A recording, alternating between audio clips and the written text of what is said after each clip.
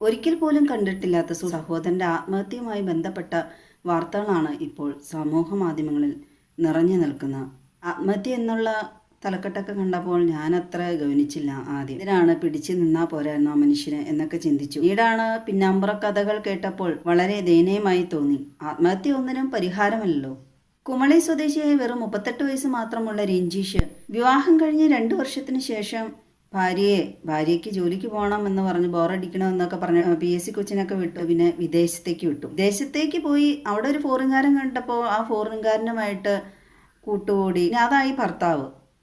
ആ വിഹിത ബന്ധത്തെ തുടർന്ന് ആ സ്ത്രീ 5-6 വർഷത്തിന് ശേഷം 1 മാസം മുമ്പേ നാട്ടിലെത്തി.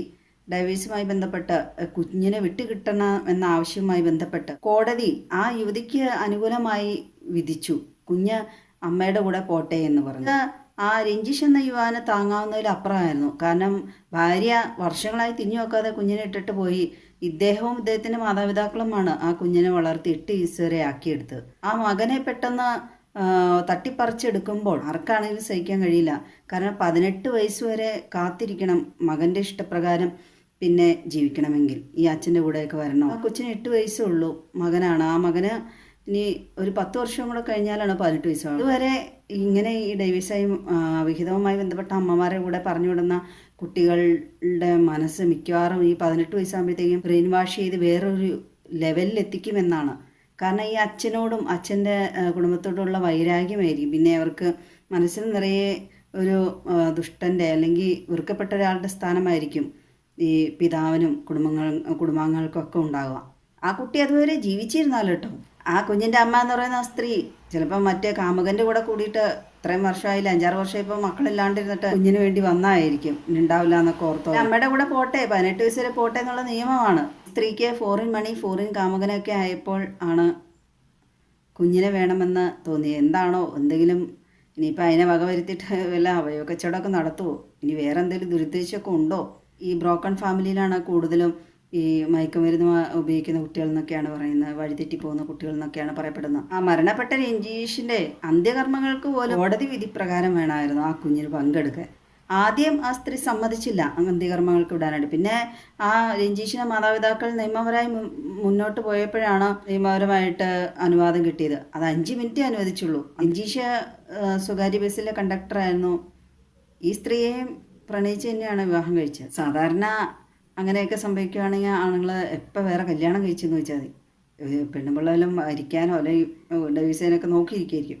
പക്ഷേ രഞ്ജീഷ് ആ സമയം നോക്കൂ, സൽസ്വഭാവിയായിരുന്നു എന്നൊക്കെയാണ് കൂട്ടുകാരുടെ ഇടയിലെ അഭിപ്രായം. അദ്ദേഹത്തിൻ്റെ പഞ്ചായത്ത് അംഗത്തിൻ്റെ ഒരു സോഷ്യൽ മീഡിയ പോസ്റ്റൊക്കെ ഉണ്ട്. റീൽസിൽ അദ്ദേഹത്തിൻ്റെ ആ ചിരിയൊക്കെ നിഷ്കളങ്കമായ ഒരു മുഖമാണ്. ആത്മഹത്യ ചെയ്ത് അദ്ദേഹം ജീവിച്ചിരിക്കണമായിരുന്നു. കാരണം ഈ കുഞ്ഞിനെ കൊണ്ടുപോയിരിക്കുന്നതും ചെയ്യാൻ മടിയില്ലാത്തവളായിരിക്കാം കാമുകന് വേണ്ടി. ആ കുഞ്ഞിൻ്റെ ജീവൻ നിലനിർത്താൻ ഈ അച്ഛൻ ജീവിച്ചിരുന്നേ മതിയാകുമായിരുന്നുള്ളൂ. അച്ഛന്മാർ ജീവിച്ചിരിക്കുമ്പോൾ ഡൈവേഴ്സായ മക്കളുടെ അമ്മമാർ ഇതുപോലെ കാമുകന്മാരൊക്കെ ആയിട്ട് ചേർന്ന് ഈ പിള്ളേരെ പല രീതിയിൽ ഉപദ്രവിക്കുമ്പോൾ ജീവിച്ചിരിക്കുന്ന അച്ഛന്മാർ നിയമപരമായി പോരാടി ആ കുഞ്ഞുങ്ങളെ രക്ഷിച്ച സംഭവങ്ങളൊക്കെ ഉണ്ടല്ലോ. ഇനി ഈ സ്ത്രീനെ കൊണ്ടുപോയ ആ കാമുകനും വേറെ കുടുംബം ഉണ്ടായിരുന്നോ എന്നറിയില്ല. അങ്ങനെയാണെങ്കിൽ ആ ഭാര്യയ്ക്കും മക്കൾക്കും കൂടെ നീതി കിട്ടട്ടെ. ഭാര്യ എന്ന് അവകാശപ്പെട്ടിരുന്ന ആ സ്ത്രീ കുഞ്ഞിനെ തന്നിൽ നിന്ന് തട്ടിയെടുത്തുകൊണ്ടാണല്ലോ രഞ്ജീഷ് ആത്മഹത്യ ചെയ്ത്. എന്തുകൊണ്ടൊരു ആത്മഹത്യ പ്രേരണ കുറ്റം പോലും ആ സ്ത്രീക്ക് എതിരെ ഒരു നിയമ നടപടിയോ ഒന്നും ഉണ്ടാകാത്തതാവും.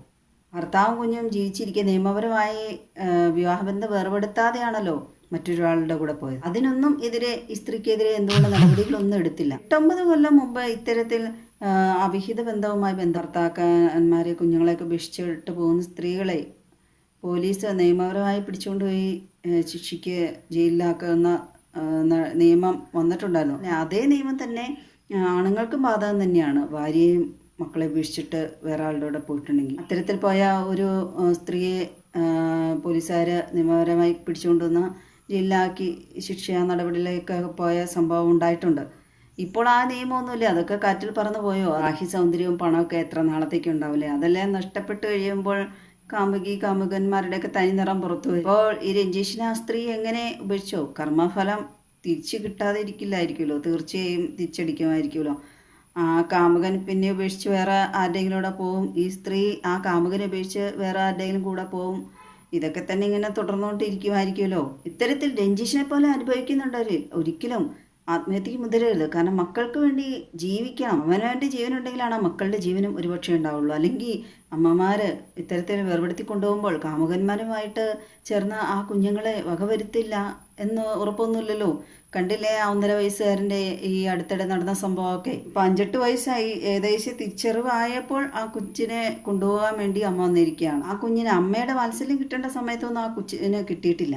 അതിനെയൊക്കെ ഇങ്ങനെ അമ്മ എന്ന് വിളിക്കാൻ കഴിയും? ഭർത്താവും കുഞ്ഞും ജീവിച്ചിരിക്കെ ആ ഭാര്യ എന്ന സ്ത്രീ വേറൊരുത്തരുടെ പോയത് തന്നെ ആ രഞ്ജീഷിന് ഒന്നാമത്തെ തിരിച്ചടി. ഇത്രയും നാളും തൻ്റെ ജീവൻ്റെ ഭാഗമായ കുഞ്ഞിനെ നോക്കി വളർത്തിയിട്ട് പെട്ടെന്നൊരു സുപ്രഭാതത്തിൽ ഒരു അർഹതയും യോഗ്യതയും ഇല്ലാത്ത അമ്മ എന്ന് പറയുന്ന ആ സ്ത്രീ വന്ന് തട്ടിക്കൊണ്ടു പോകുമ്പോൾ നിയമപരമായി അദ്ദേഹത്തിനെ താങ്ങാവുന്നതിലപ്പുറമായി തോന്നിക്കാണാം. എങ്കിലും കുഞ്ഞ് ജീവനോടെ ഉണ്ടല്ലോ എന്നോർത്ത് അദ്ദേഹത്തിന് ജീവിക്കാമായിരുന്നു. രഞ്ജീഷിന്റെ ഭാര്യ എന്ന് അവകാശപ്പെടുന്ന സ്ത്രീ കാമുകനുമായി ചേർന്ന വീഡിയോസോ ഫോട്ടോസോ ഫോൺ സംഭാഷണമൊക്കെ അദ്ദേഹത്തിൻ്റെ അമ്മയ്ക്ക് അയച്ചു കൊടുത്തു എന്നാണ്. എന്ത് അഹങ്കാരമാണല്ലേ ആ സ്ത്രീ കാണിക്കുന്നത്. പിന്നെ നമ്മുടെ ഇവിടുത്തെ നിയമത്തിന് കോടതിക്കും ഒക്കെ തെളിവുകളാണല്ലോ ആവശ്യം. ഇപ്പം ഇത്തരത്തിൽ ബന്ധങ്ങൾ വേർപിരിയുമ്പോൾ അവിഹിതം മൂലമാണെങ്കിൽ ഇനിയിപ്പോൾ അവിഹിതത്തിന് തെളിവുണ്ടാക്കി കൊണ്ടുവരാൻ സാധിക്കണമെന്നില്ലല്ലോ. അതൊക്കെയാണോ പോലും ഇത്തരത്തിലുള്ള സ്ത്രീകളുടെ കൂടെ തന്നെ മക്കളെ പറഞ്ഞു വിടുന്നതാവും. ഇങ്ങനെ മക്കളെ പറഞ്ഞു വിടുമ്പോൾ ആ കുട്ടികൾ പോകുന്ന ആളുടെ ആ സ്വഭാവം സവിശേഷതകളും രീതികളും കൂടെ ഒന്ന് വിലയിരുത്തിയിട്ടൊക്കെ പറഞ്ഞു വിടുന്ന രീതിയിലുള്ള നിയമങ്ങൾ വരണം. മരണത്തിലേക്ക് നയിക്കപ്പെട്ട ആ രഞ്ജീഷിനും വയസ്സായ മാതാപിതാക്കൾക്കൊക്കെ നീതി വേണം അല്ലേ?